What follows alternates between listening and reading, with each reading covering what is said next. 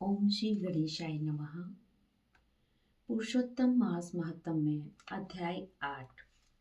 सूत जी कहने लगे कि हे तपोधनो, भगवान विष्णु और श्री कृष्ण जी के वचन सुनकर नारद अत्यंत प्रसन्न हुए, परंतु फिर भी प्रश्न करने लगे।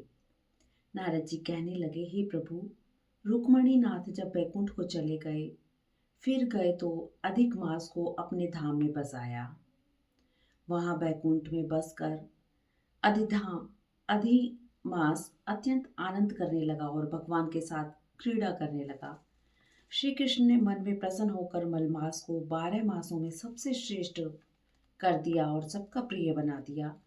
इस प्रकार भक्त वत्सल भगवान युधिष्ठिर और द्रौपदी को कृपा से देखते हुए अर्जुन से बोले, हे राजसिन, दुख में डूबे होने के कारण तुमने तपोवन में आए पुरुषोत्तम का आदर नहीं किया और वृंदावन चंद्र का प्रिय मास आपके वन में रहने से अनजाने में चला गया। भय से दुखित मन वाले भीष्म द्रोण भी नहीं जान पाए और भय के द्वेष से तुमने नहीं जाना। वेद व्यास जी से प्राप्त विद्या आराधना में लगे रहे। भयंकर युद्धशाली अर्जुन इंद्रप्रस्थ गए, पर उसके दुख से दुखित भाग्यवश आप लोगों ने नहीं जाना। अतः अब क्या करना चाहिए? मनुष्य को प्रारब्ध भोग अवश्य भोगना पड़ता है। मनुष्य प्रारब्ध से ही सुख दुख भय और आनंद को प्राप्त होता है। अतः सदा भाग्य पर ही भरोसा रखो। हे महाराज, अब आपके दुख का दूसरा कारण कहता हूँ। इतिहास पूर्वक इस कथा को अच्छी तरह श्रवण करो। कृष्ण कहने लगे, यह द्रौपदी पूर्व जन्म में महाभाग्यशाली ब्राह्मण की पुत्री थी। कुछ काल व्यतीत होने पर 10 वर्ष की हो गई। अपने पिता की यह एक ही पुत्री थी और बड़ी चतुर गुणवती और सुंदरी होने के कारण यह पिता को अत्यंत प्रिय थी। यह पड़ोसिन सखियों का सुख देखकर पुत्र पौत्र की इच्छा करने लगी और विचारने लगी कि ऐसे मेरे भी अच्छे गुण और भाग्य वाले भर्ता और सुख देने वाले श्रेष्ठ पुत्र किस तरह उत्पन्न हो। परंतु प्रारब्ध ने तो पहले ही नाश कर दिया। क्या करूं? क्या किसी मुनि के पास जाऊं या किसी तीर्थ में जाकर वहां पर रहूं? मेरा भाग्य कैसा हो गया कि कोई भरता मेरी इच्छा नहीं करता। बड़े आश्चर्य की बात है कि मेरे भाग्य से मेरा पंडित पिता भी मूढ़ हो गया है। विवाह काम प्राप्त होने पर भी मेरे जैसे मेरी जोड़ी के वर को मुझे नहीं सौंपता। मालिक के दुख की पीड़ा तथा कुमारी में स्वामी का सुख जैसा मेरी सखियां जानती हैं, मैं नहीं जानती। ऐसे आकुल तथा व्याकुल वाले मनोरथ की चिंता से मेरी भाग्यवती माता पहले कैसे मर गई। शोक और मोह की तरंगों से पीड़ित कन्या का पिता यह मेधावी ऋषिराज भी पृथ्वी में विचरने लगा, पर कन्यादान निमित्त जोड़ी का वर ढूंढने पर नहीं मिलने से अपने मनोरथ में निराश हो गया। पुत्रों के और उसके अपने भाग्य से टूटा संकल्प का पिंजरा होने से उसको महादारुण तीव्र जबर हो गया। तब वह ऋषिराज शरीर में अतिशूल होने के कारण व्याकुल हो गया और श्वास पर श्वास से युक्त होकर लौटता गिरता घर आकर गिर पड़ा, जैसे मदिरा पान करने से मूर्छा को प्राप्त हो जाता है, और अपनी पुत्री का स्मरण किया। जब तक पुत्री भय से व्याकुल होकर अपने पिता के पास आई, तब तक वह मरने के सदृश हो गया। देव योग से अकस्मात कांपता हुआ और कन्यादान के प्रसंग से उठे हुए महा उत्सव से रहित और पूर्व काल के लिए गृहस्थी धर्मों से रहित होकर संसार की वासना को छोड़कर हरि में मन को लगाता वह मेधावी ऋषिराज श्री हरि पुरुषोत्तम को याद करने लगा।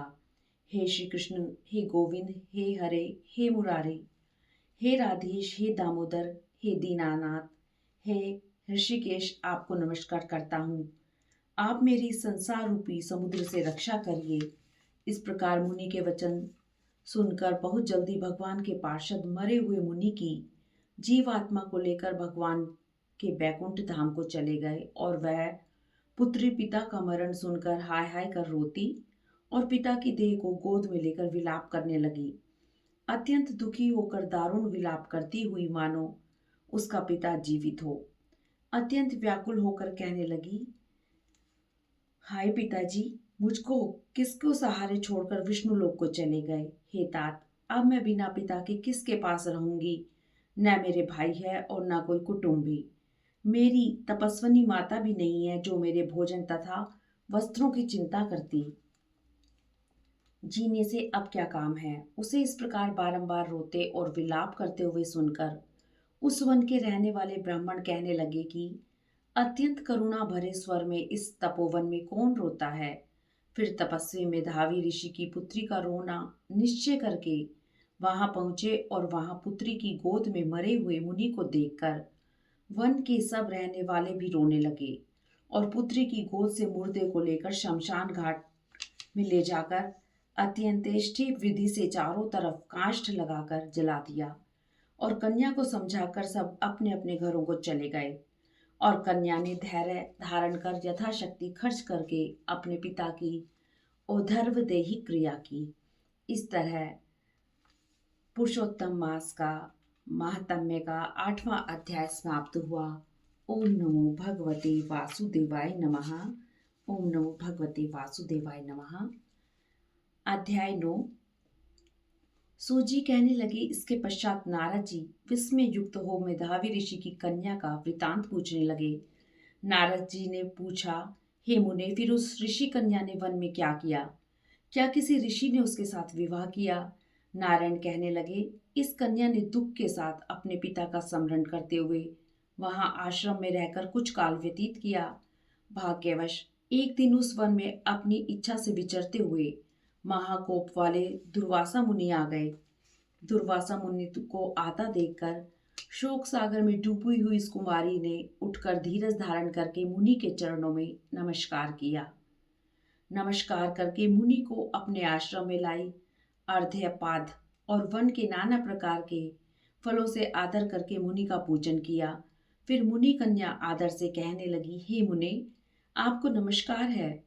मुझे दुर्भागिनी के आश्रम में आपका कैसे आना हुआ? आपके आने से मेरे भाग्य का उदय हो गया अथवा मेरे पिता के पुण्य प्रताप से मुझको समझाने के लिए आप आए हैं? आप जैसे महात्माओं के तीर्थ रूपी पांवों के रजकंड को स्पर्श कर मेरा जन्म सफल हो गया। जो आप जैसे महात्मा का मुझको दर्शन हुआ। इस प्रकार कहकर वह बाला उनके आगे चुपचाप होकर बैठ गई।